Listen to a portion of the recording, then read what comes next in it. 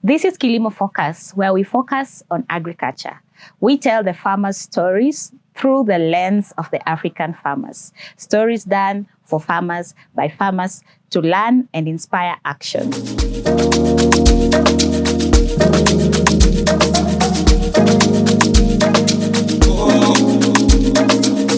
My name is Zola Madaga, a farmer and a co-founder of Kilimo Focus. Today, we are going to talk about my farming journey to inspire those who are looking to do farming and to inspire young people that it is possible. So we will talk about the ins and outs, the good, the bad, the ugly, and all the emotions in between concerning farming. You will pick a few lessons from this episode, and I hope they will guide you on your farming journey.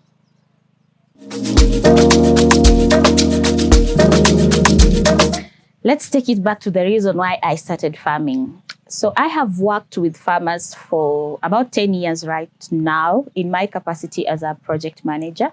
I have managed agricultural projects and I have met farmers from all value chains and across many parts of the country.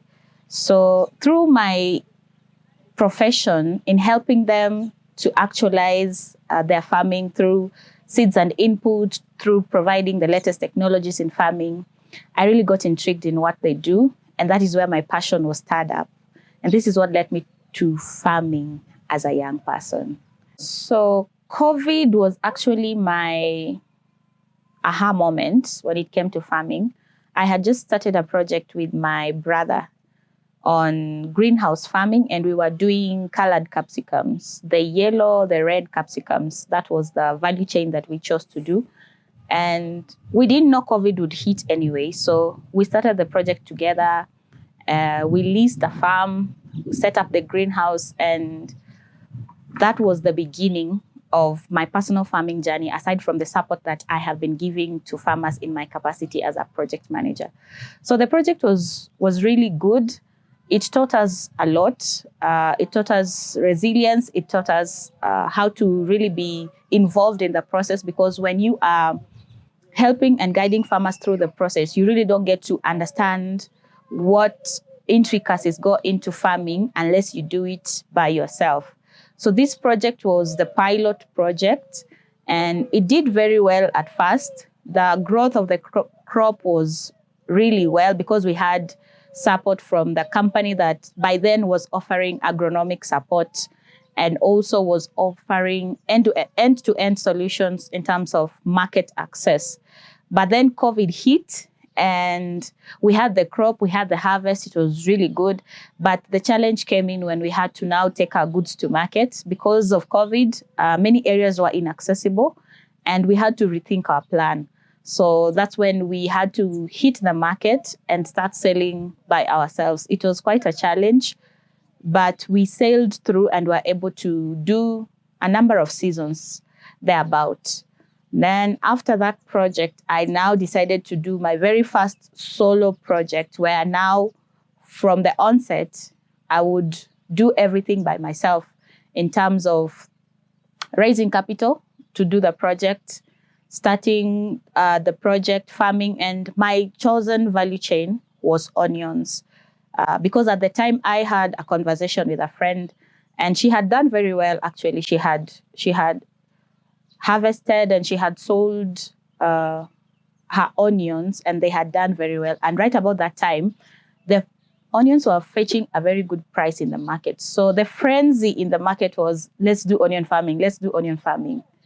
But I would not say that I did it because of the profit, but I did it because I felt like I need to do something that I can do from the onset, like from the beginning to the end point, to see how the process and the value chain feeds into each other, so that I can also get to learn and take it up by myself.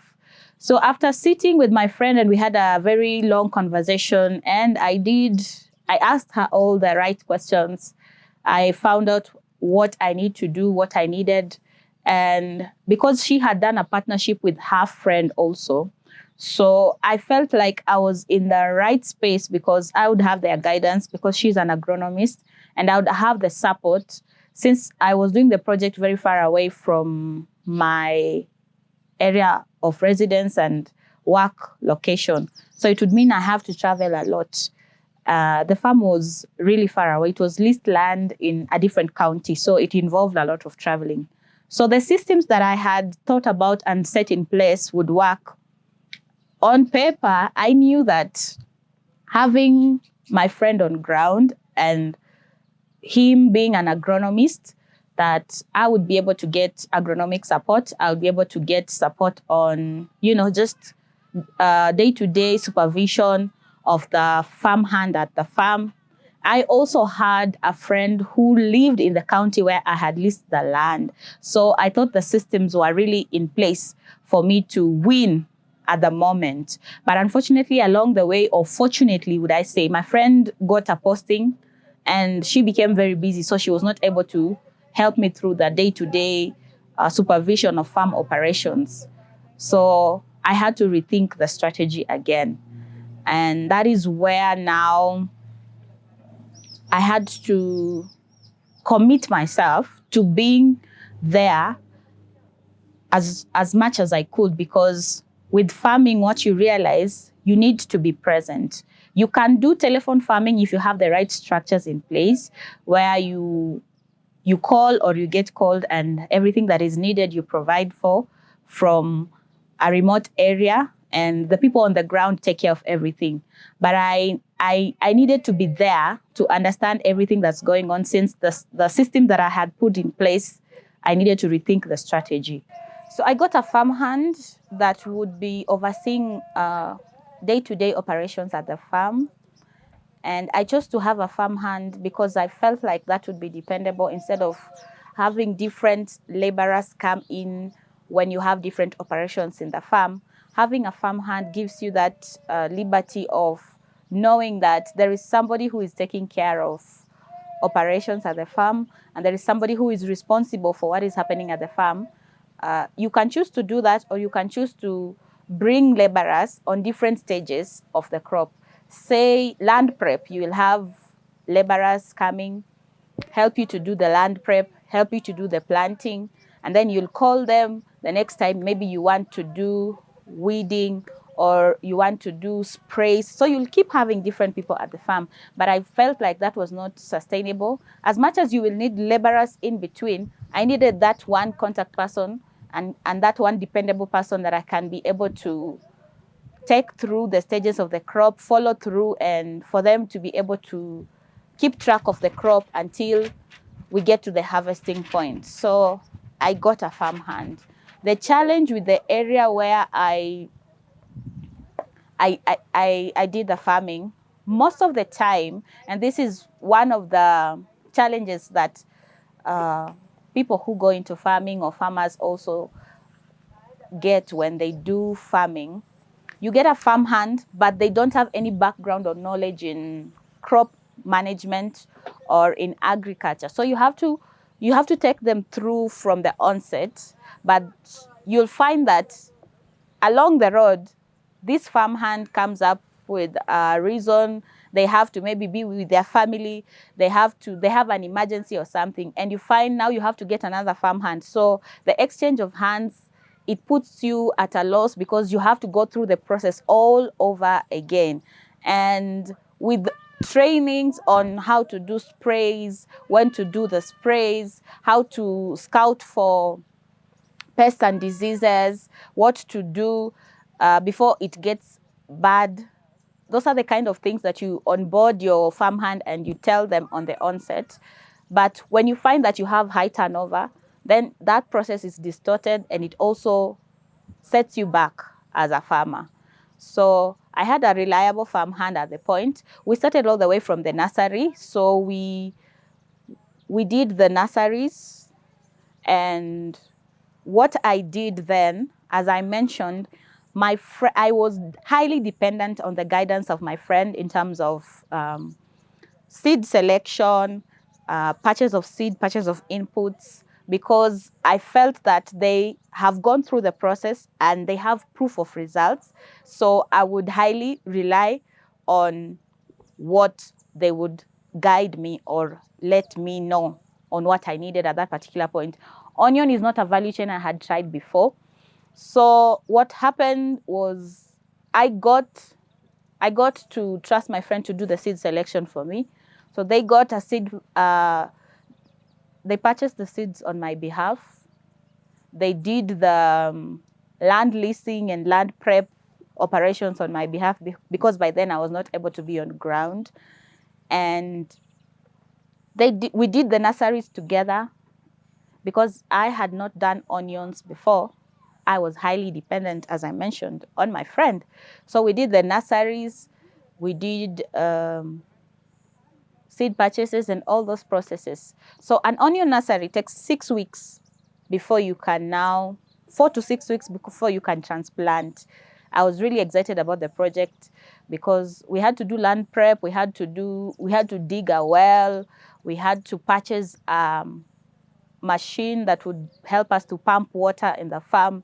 So everything was happening very fast, and I was excited to see the end result. And I was into it. I was really into it.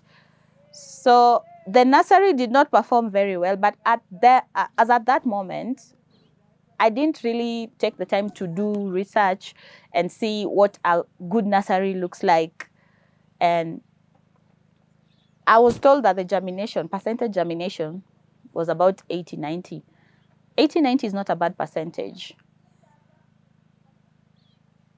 The land was about 1.5 acres. So 80-90 meant that your onions would be able to fit in the piece of land and the plant population was okay. In my head, that is what I perceived. And because that is what I was told, I believed it. But when it came to now management of the nursery, I had a farmhand who would water the nursery. I had a farmhand who would do nursery management. Does not involve a lot of plant protection inputs unless you have an infestation. So what happened towards the end of the nursery, like towards the 4 to 6 weeks window where I'm supposed to be transplanting, my nursery got affected with thrip infestation. And thrips are a very dangerous pest when it comes to onions. I did not know the extent of this damage was going to translate to my success in the value chain. So we started dealing with thrips from the nursery. And the management of thrips was quite a challenge because the area was very hot and thrips thrive in very hot areas and they multiply very fast. So we tried to do the management because what thrips do is they suck the sap and they sort of damage the leaf. So the green color, the vibrant green color on the leaf, you will not get it. And that vibrant green color is what feeds and helps you to have good bulbs. So we started dealing with thrips at the nursery. We controlled it and even delayed our transplanting by a week so that we would not transplant seedlings that had thrips and transfer them to the farm. We tried to manage that. By then, I had already started having like second thoughts based on the advice that I was getting from this friend and based on the management that I thought, since the person is an agronomist and the person, has done this before, they would be able to deliver. So the first failure on the nursery was a blow for me. But I felt like I don't need to give up since I still have the 80-90 percentage from the nursery. What I did to manage the thrips, so I had to now start doing plant protection from the onset. There are different combinations of products that are used to manage thrips based on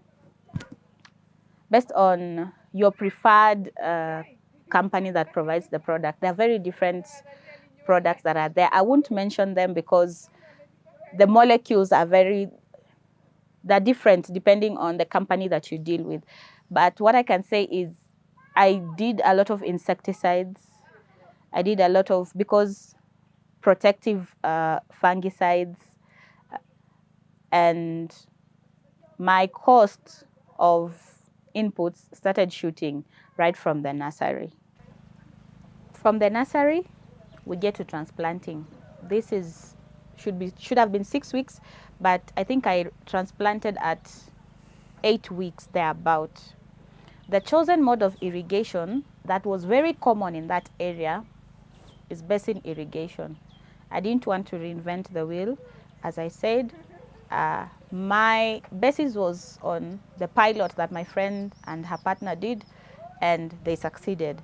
So I sort of was trying to replicate everything. So I did basin irrigation, and I dug a well, I did basin irrigation. So we did the basins in land prep during transplanting. So that day we did transplanting, and upon transplanting, the seedlings that we had, based on the population that I was told was 80 to 90% germination, the seedlings only fit on a quarter of the land.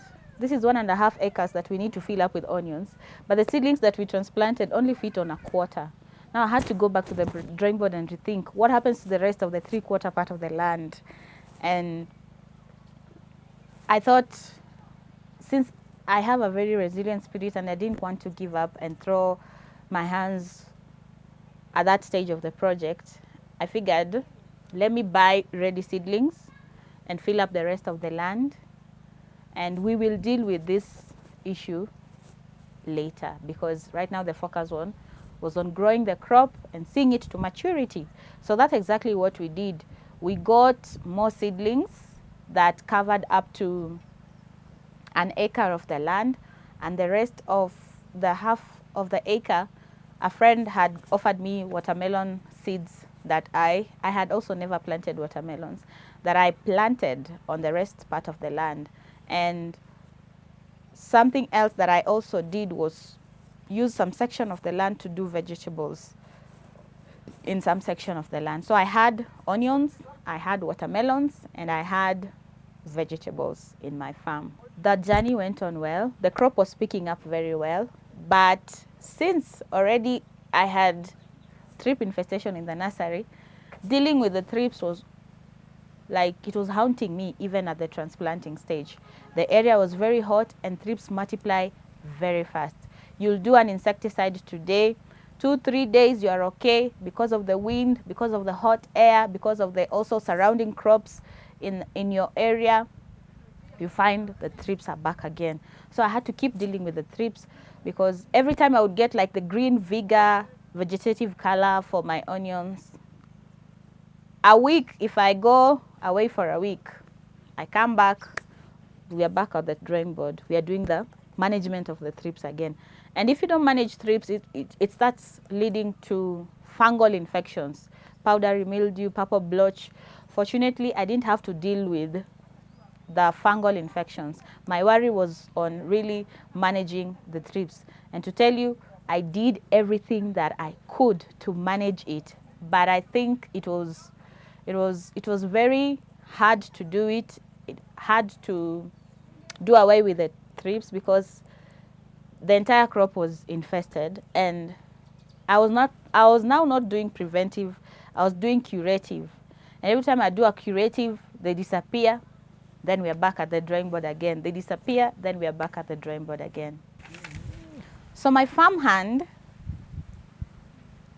I got my farm hand from my friend. They had worked with them in the previous season on their crop. And to tell you that I had faith in my friend, because when he did my nursery, he also did his nursery. So I was very confident, because I was like, he can't let his project flop. He won't let my project flop, because we are in the same boat. We did the nursery. Actually, his nursery's performance was way poorer than mine. And I thought, okay, since he's here, we will know how to manage it to get something out of it. So my friend who had partnered with him, at some point she dropped out of the project, the partnership with him, because she was like, it's already going to fail. The nursery performance, according to them, theirs was at 50%. So it's already going. So she dropped out, but he continued.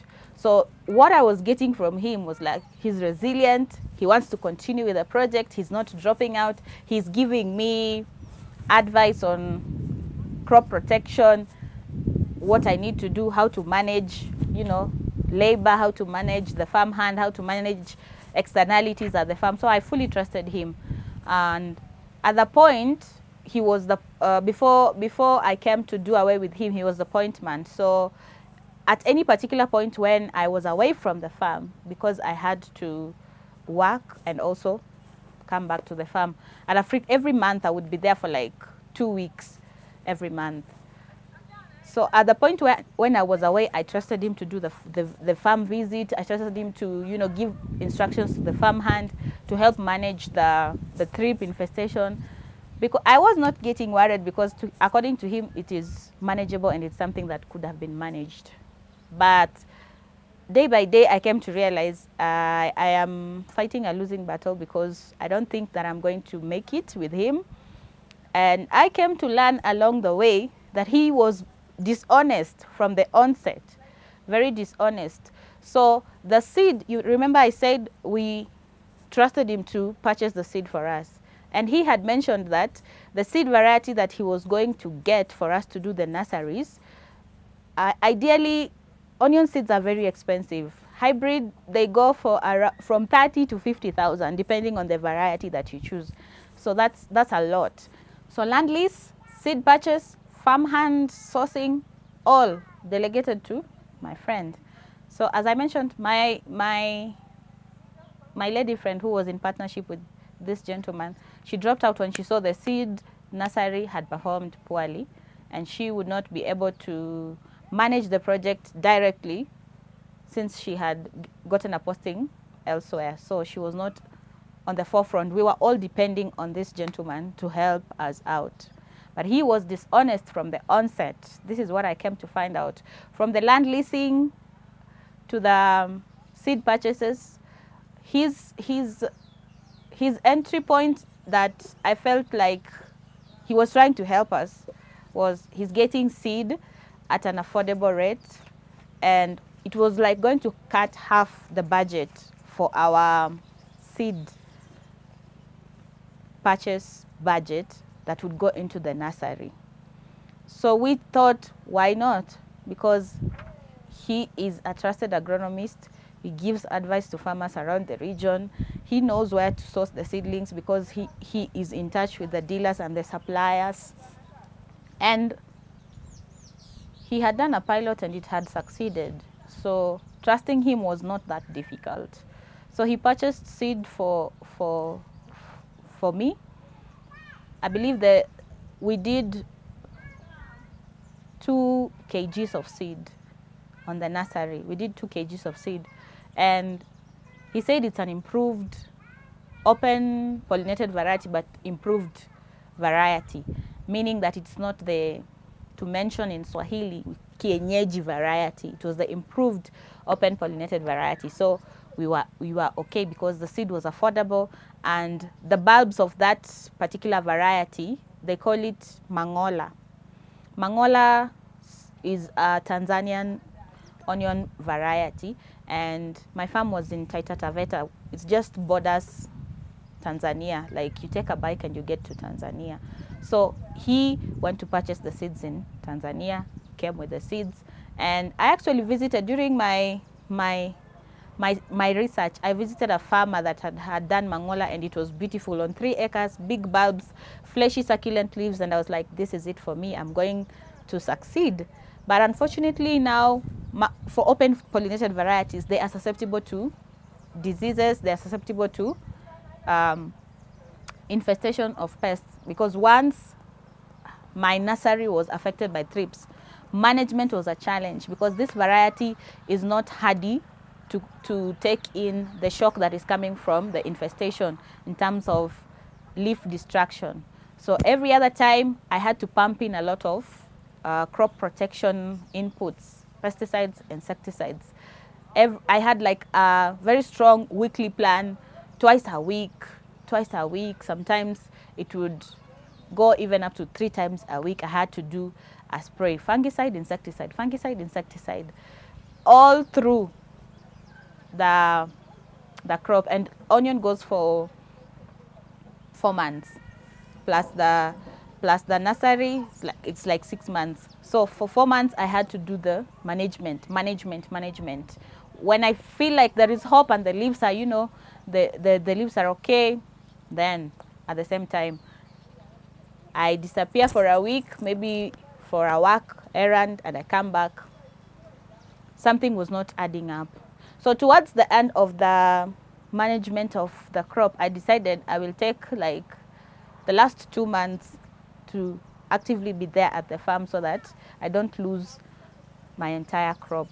Because what I realized was, since I didn't have anybody to now oversee the farmhand then got scrupulous, and he started, he's not watering as he is supposed to, because you're using the generator pump to buy fuel so that you can pump water out of the well and to the basin for the basin irrigation. So you'd find that the irrigation schedule was not consistent. That was one.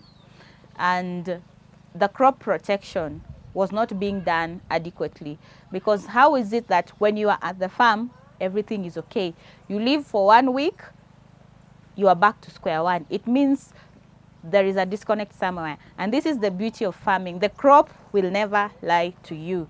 So the health of the crop will tell you if your farmhand is doing the right thing or if they are doing the wrong thing. So in those 2 months where I was actively involved in overseeing every process, the damage with the onions had already been done, and it got to a point we even said that we will not put more money into trying to salvage the crop, because the thrip infestation was like 80%.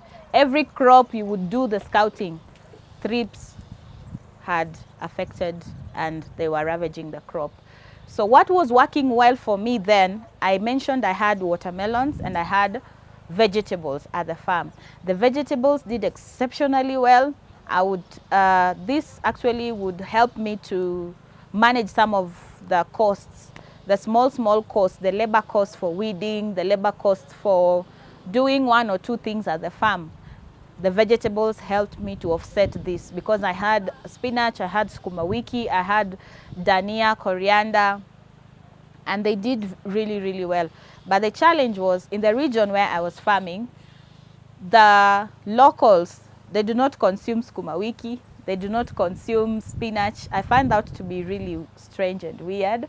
They prefer a certain vegetable that is a local variety and it's very bitter. That's what they prefer.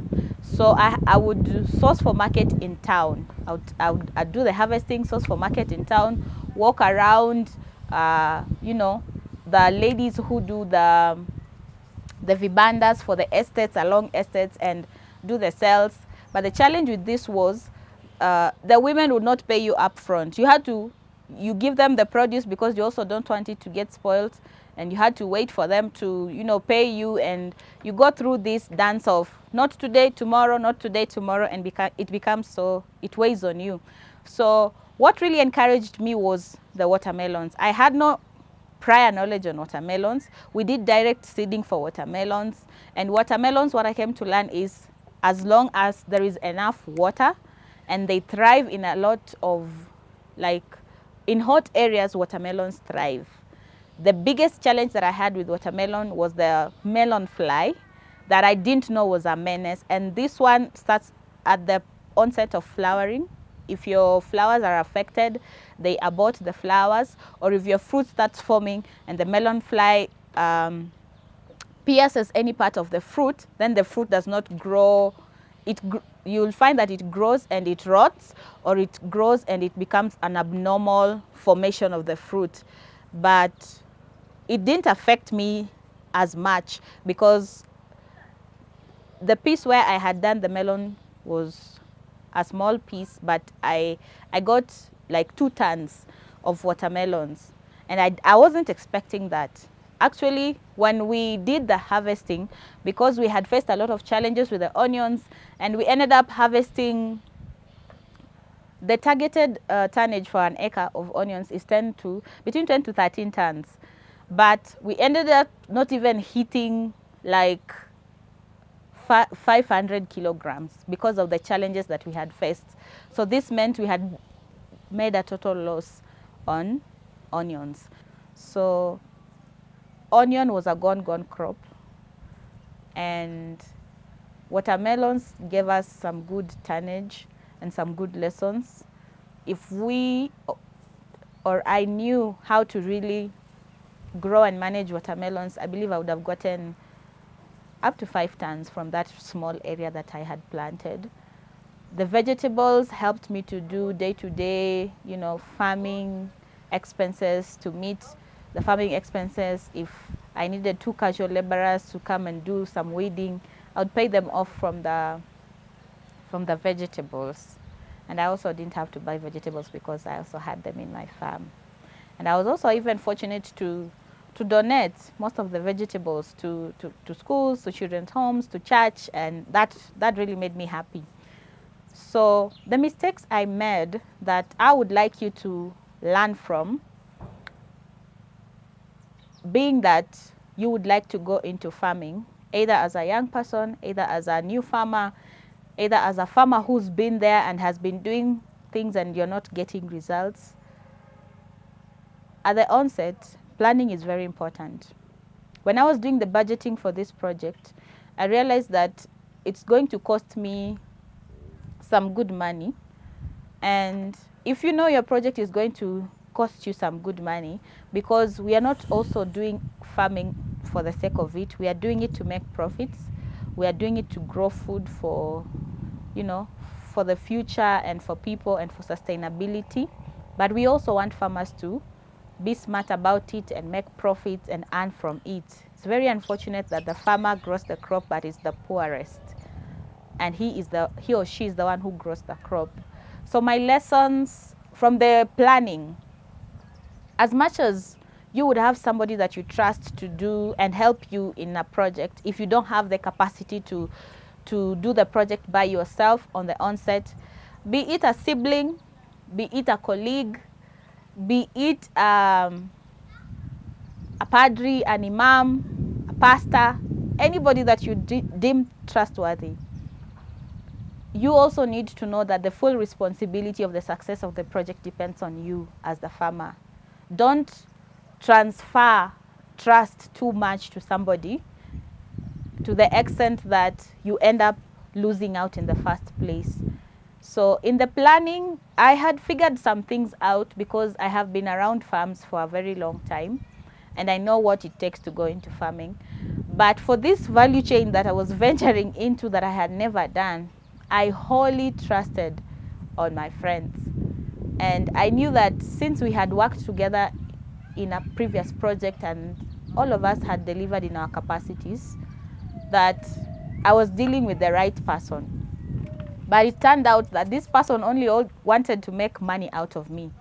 So from the leasing of the land, they already had put up a markup for themselves, because I came to find this out later when now I integrated with the community, got to meet the landowner, we had small talk, and we became now connected, and we became even gelled as a community.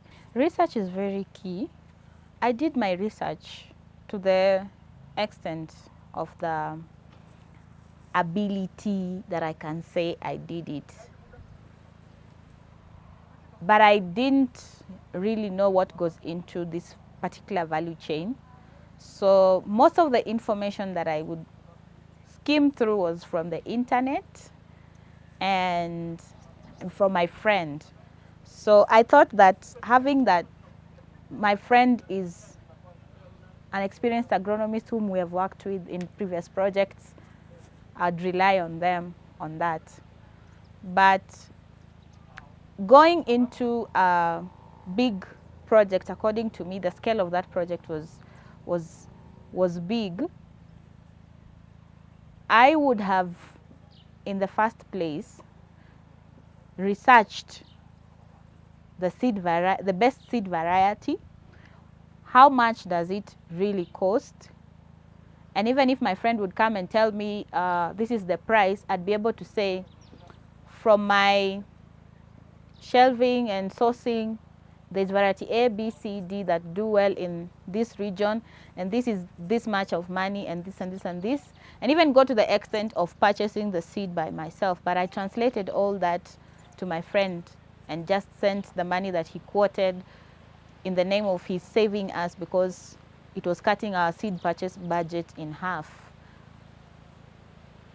I would not go forth with any farming project without doing soil tests.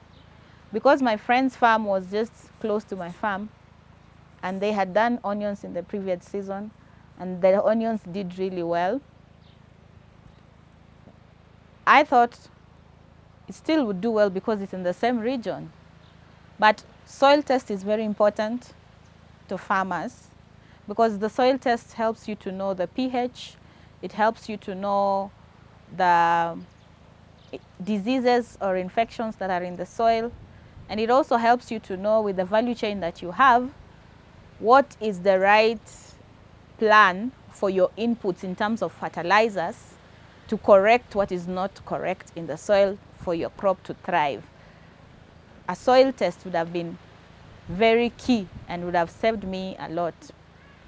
Irrigation, basin irrigation is cheap, is easily done by many farmers, because going out to put out drip irrigation, which is very water efficient, is always a big cost initially, but translates to a better cost in the long run, like an affordable cost in the long run.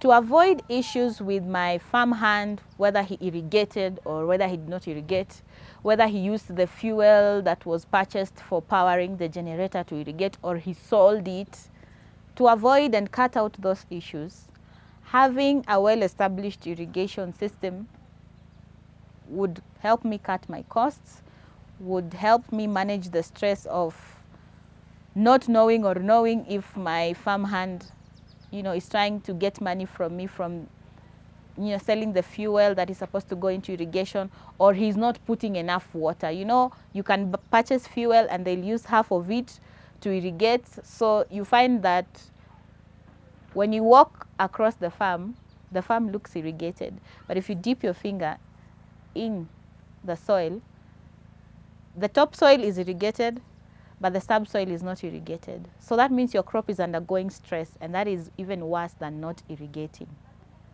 So to cut out that, because it was a project that I had given myself to do with everything that I had in me and I was passionate about it, drip irrigation would have sorted my problem instead of basin irrigation. Purchasing the seeds by myself and not translating that to my colleague, the farmhand that I had who was helping me, understanding the locality and the community around you is also something that you need to do, especially when you're leasing land. Most of the time we go into an area, we have leased land, we plant something that most people from that location do not plant, and we feel like we have come and we are planting and we will benefit from their land because they are too lazy to do it, an assumption that you might have made. But getting really rooted into the community, talking to your neighbors, talking to the people who are farming around you, talking to the person that has leased the land to you, and not relying, like in my case, on my friend for all information. With time, I got to gel with the community. With time, I got to learn all the mistakes that were happening while I was away. But the power of community is very important, because they are there. They will let you know when things are going wrong. They will let you know if whatever you are planting based on the farm history has ever been done there and how it performed. So community engagement and gelling with the community is also really, really very important. Another lesson is in labor management. If you're doing a project that you consider is a capital intensive project, do not shy away from getting skilled labor. Yes, unskilled labor is very cheap, very affordable, but you'll always get challenges. There will be turnover. The person that you have groomed to do what you wanted them to do, you've trained them on scouting, you've trained them on crop management. They decide to leave, you get another unskilled labor.